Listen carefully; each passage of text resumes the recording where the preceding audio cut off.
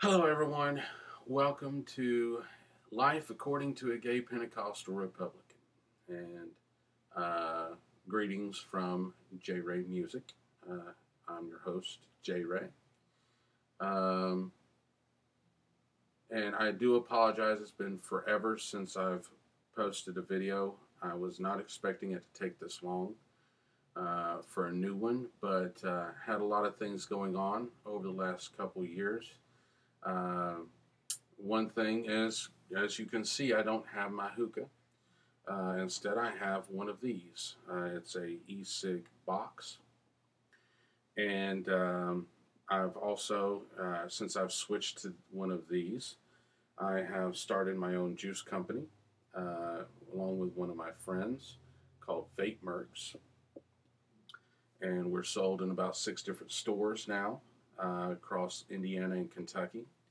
Uh, but we are um, we've been working on that, getting that up and going. I've also, of course, had my normal job on top of that. Um, and in the middle of that, I've been trying to work on some new material. So hopefully next year should be a year of growth, 2016. Not just for vape mercs, but I'm hoping to have some new material ready out for next year for J Ray Music. So today's video is more or less a rant, and we'll see how it goes as far as the length. I may have to cut it up into different two different segments, but the first one that I want to touch on is this definition of marriage. Uh, since my last post, there's been a lot going on in the political arena. As everyone knows, back in June, the Supreme Court ruled on same-sex marriage, and since then, there's been a lot of protests. There's been a lot of clerks not wanting to do their job since their job has changed. Uh, there's nothing in their contract that says their job can't change. Okay, there's nothing in their contract that says there's nothing in their when they are elected as officials. There's nothing in their election. There's nothing um, in their documentation that says that their job's not going to change. Okay, so one of the things that these protesters and these clerks have a problem with is or one of their reasons for having the problem is their understanding of biblical marriage. In their mind, biblical marriage is one man, one woman. Now, there's a problem with that because if we take a look at the Bible and how marriage worked in the Bible, we'll see polygamy. We'll see marriage of a widow to her dead husband's brother. We'll see marriage without regards to the woman's right to say no. I mean, if you take a look at the Bible, there's plenty of instances where marriage is brought up in the Old Testament, New Testament, the whole 9 yards, but nowhere in the Bible does it give an option for the woman who's being betrothed to say no. So if we're going to go based off of biblical marriage and say that biblical marriage is one man, one woman, and that we adopt, if we're going to say, and let me back up there, if we're going to say that biblical marriage is what we stand for and we adopt the biblical form of marriage, then we have to accept the fact that women can't say no to you. Number two, we have to accept that a woman whose husband dies, if the husband had a brother, the brother has to marry the widow. And we also have to accept the fact that polygamy can be legalized. Okay? So if we're going to, and we can't just pick one minute portion of what we understand as biblical marriage and not incorporate the rest of it. We have to go with 100% or not. So, unless you want to lose your right to say no, women, unless you want to lose your right to only for your husband to only have one wife, then I'd say we better not try to incorporate a biblical form of marriage. Okay. Second point, marriage itself is actually a man-made concept. Okay, it is. It's not divine. It's man-made. When God made Adam and Eve, there were no cathedrals, there were no churches, there were no ceremonies or gowns, there were no wedding planners, cakes, wedding rings, or vows exchanged. Okay? In fact, if Adam and Eve were to live in our society today, they would not be considered married. They didn't sign any papers. They didn't have an official oversee their ceremony. They would not be considered legally married. Period.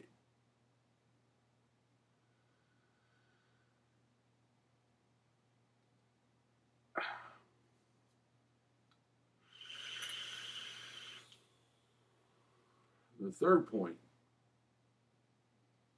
Before the legalization of gay marriage, laws never really stopped anyone from getting married anyways.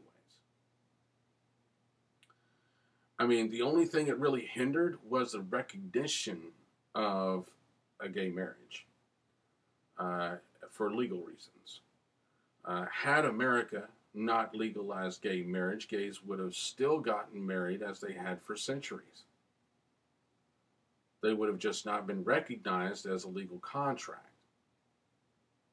I mean, let's suppose this. Let's say, if we were to say that any marriages involving divorcees from previous marriages are null and void, except in cases of infidelity, that would not affect anyone's relationship that they have. It would only affect their legal benefits and responsibilities. That's all it would affect.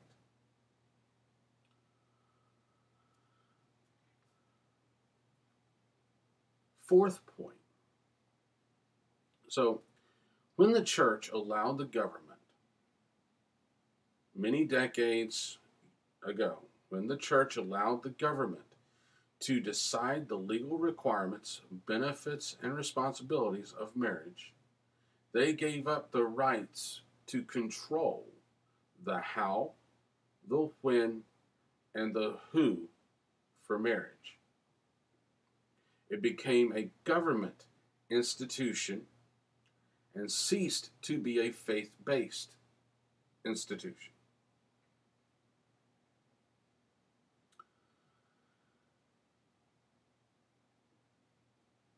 In reality, the only thing you can stop with legal action is the legal recognition of a gay marriage. A gay couple who are committed to each other, you can't stop them from being committed to each other. You can't stop that. Okay?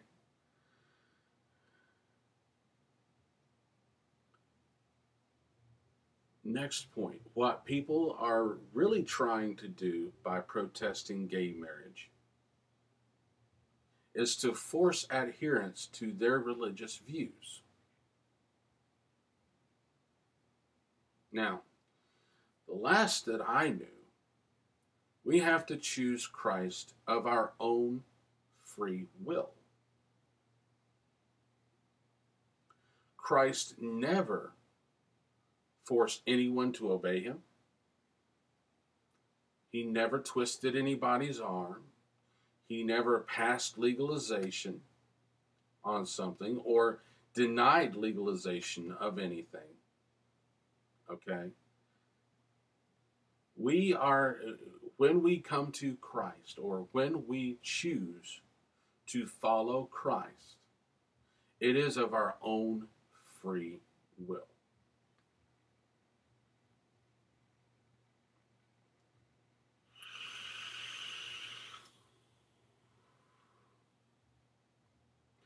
Now, another point that I thought of as I was writing the whole notes for this video is Daniel chapter 1. Okay. In Daniel chapter 1, Nebuchadnezzar ordered that the best men from Israel be given a daily portion of food and wine from the king's table.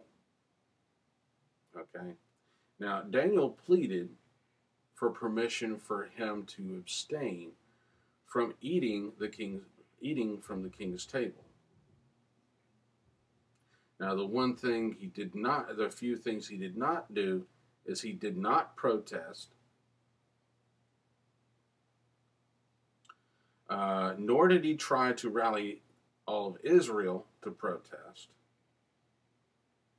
He also didn't fight the king to insist that all Babylonians eat what he was eating. He didn't enforce his beliefs on others. Okay. He asked the guard that was over him and 3 other Hebrews to test his servants for 10 days. He asked the guard to give the 4 of them nothing but vegetables to eat and water to drink for the 10 days. Then compared their appearance with that of the others who ate and drank from the royal food and wine. Then make a decision based on what the guards saw at the end of the 10 days. This is how you respond to when you're ordered to do something that you don't agree with. In other words, let your own life speak for itself. And if your life has some skeletons that would invalidate your statement, then maybe you shouldn't be the one making the statement in the first place.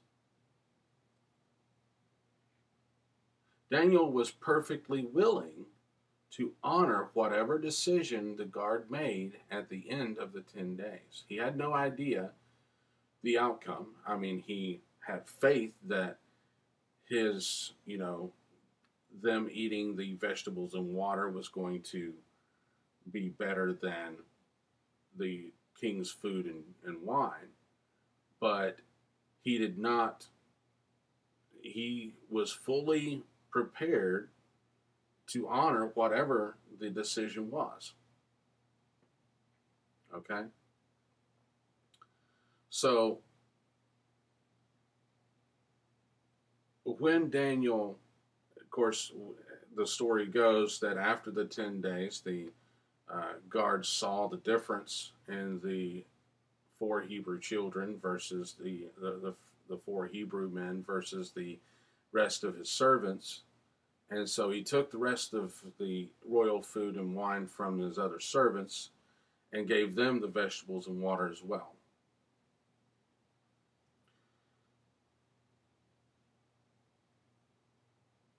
Now, that does kind of give me a good idea for a diet at some point, but 10 days vegetables and water.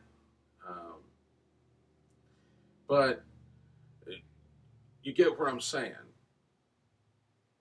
Daniel was ordered, the king ordered that the Hebrews be given the food from the king's table and the wine, okay? And they were to eat that instead of whatever the Hebrews were eating.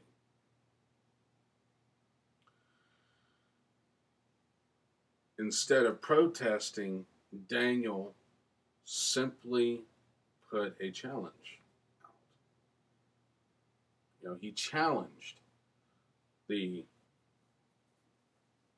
but he didn't protest. He didn't rally the rest of Israel. He didn't post on Facebook or post on social media that he was being oppressed for his beliefs. He stayed calm, and he followed. He asked. Okay, he asked, and he didn't force. He didn't force the rest of Israel or even the rest of Babylon to eat what he was eating. He just merely said, make your own decision. And he was well prepared to honor whatever decision that guard made.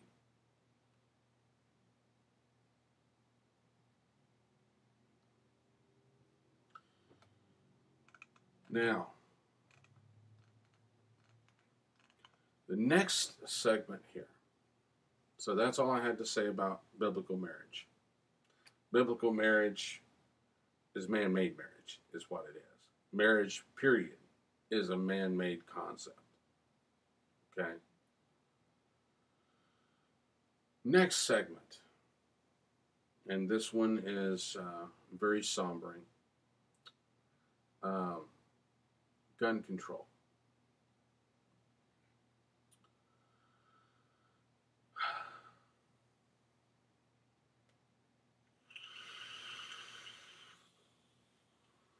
So, there have been 47 shootings in schools this year. And this was just from the last time I saw the statistics, which was a few days ago. There may have been other shootings over the course of the last 2 to 3 days. But focusing on school shootings, there have been 47 school shootings in the United States in the last year. This is not a war zone. This is not Iraq. This is not including a bunch of schools in Afghanistan. This is America. 47 school shootings in this year so far. Now, I'm no expert on gun safety and not an expert marksman. But I think it might be time to declare some concern. I mean, the problem with society is that there are normally two bandwagons going into opposite extremes. Okay? Now, one wants to completely destroy all guns and ammunition, while the other seems to want to put a gun in the hands of every untrained American.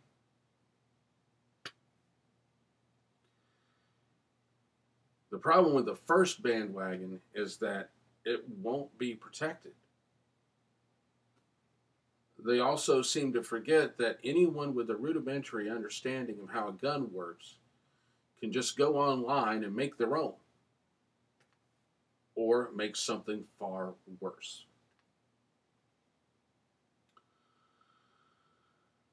Second bandwagon forgets that untrained hands on a gun is just as dangerous as trained hands with a statement to make. They also don't account for those who would gladly accept the challenge of gunning down kids in a school full of armed teachers who may or may not be able to hit the broadside of a barn. The recent incident at the military base proves that shootings will happen no matter how many guns the shooter has to worry about.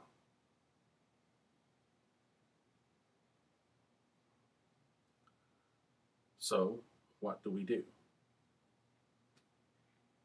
I've not really ever liked bandwagons. Bandwagons are normally going to extremes in one direction or another. But I find that finding somewhere in between the two extremes, finding the middle path, seems to work best and seems to be the wisest. So, what can we do? Well, the number one thing that will help in teaching people the number one thing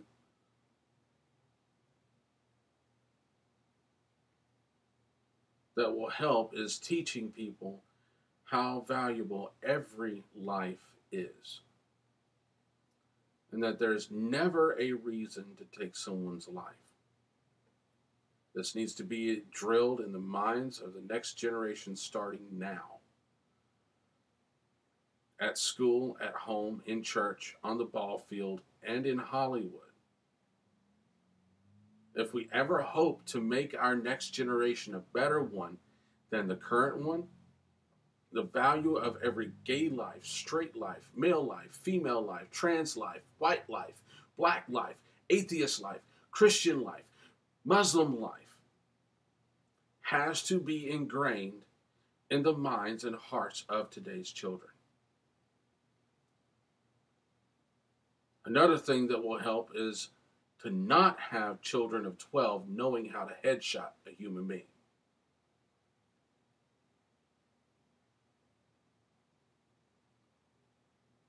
At what point did that become okay? At the very least, a gun should be limited to shooting in defense, never to kill.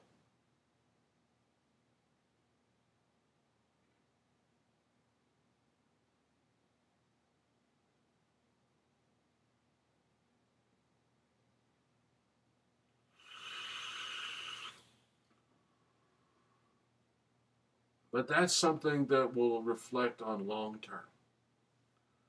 What about all the school shootings that's inevitably going to happen next year? Are we just hopeless until the value of a human being slowly surpasses the value of a statement?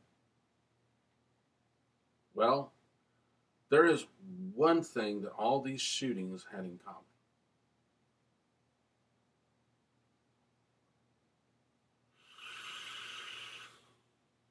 Somewhere within a reasonable distance of each and every shooting that occurred, there are National Guard training facilities. Well, now you might say that that would be uncalled for. Well, they are there to respond to national crises. Now, how many more school shootings have to occur before we classify them as a national crisis? While our men and women of the armed forces trained to deal with high-risk, intense situations are defending our freedom outside our country is slowly becoming numb to the fact that it is becoming more dangerous for our kids to go to school than to go into the military.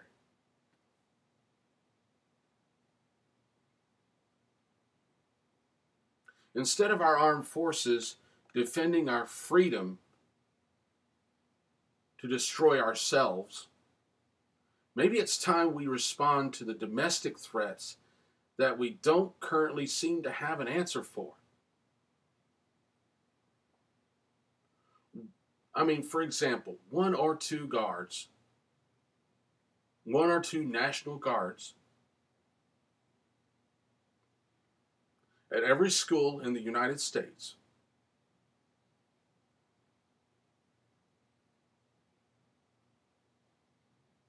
with military training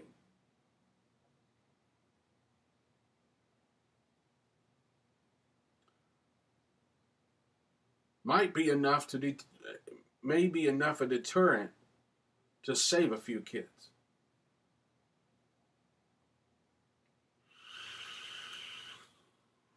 Especially if their orders are only to shoot to contain a threat, not shoot to kill.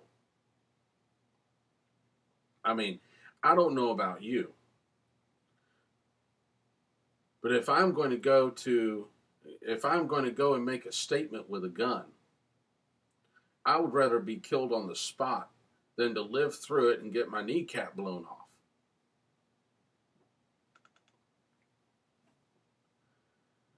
I mean, think about it. Facing a deterrent with combat and military training who is more likely to blow your kneecaps off than you are to actually hit them, most would-be gunmen would be more likely to say, I want to make a statement. But fuck that. I'll just vent on Facebook.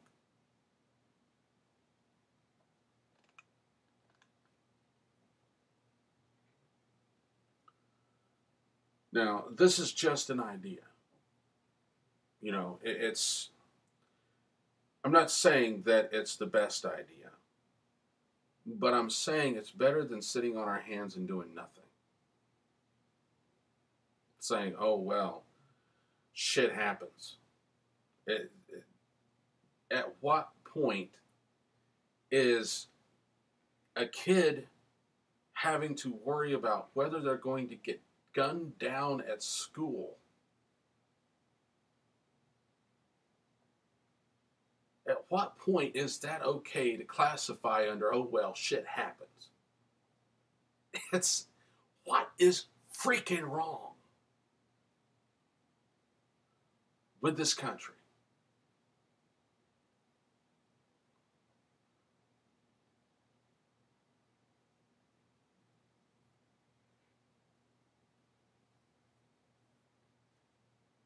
There are those that would say, well,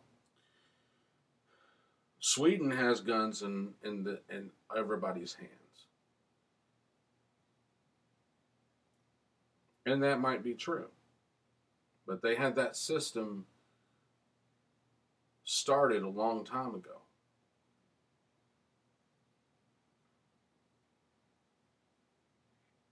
There's no way that we can pull off the gangs and say, okay, you're going into military training.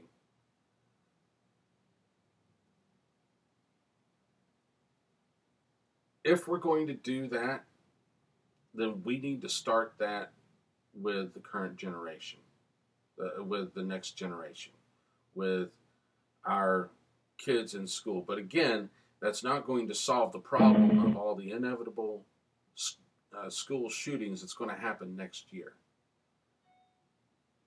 Okay? Something needs to be, some response needs to be done now. Because if we don't respond, things are only going to get worse.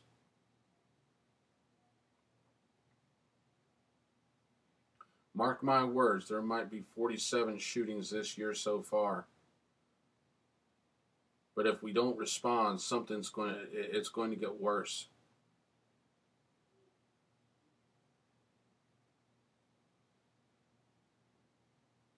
And I'm not saying that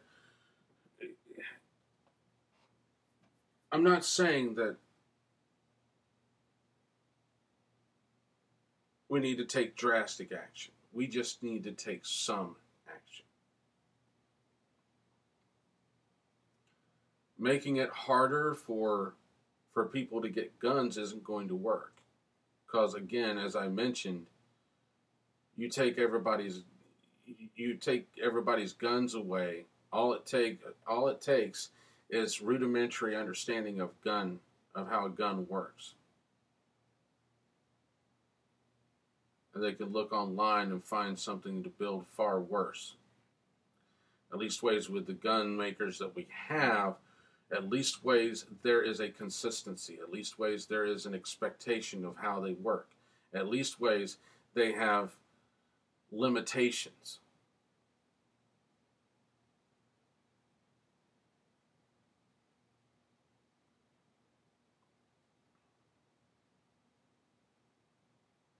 We just need to do something. So this has been Life According to a Gay Pentecostal Republican.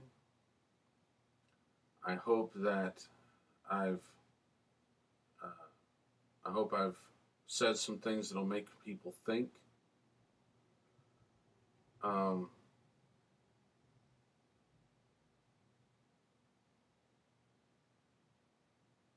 I pray something is done about these school shootings, some sort of response.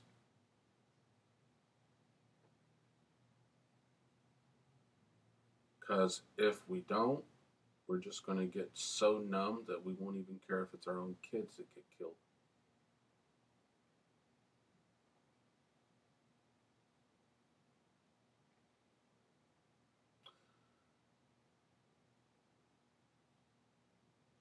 Thank you. God bless all of you all. And God bless America.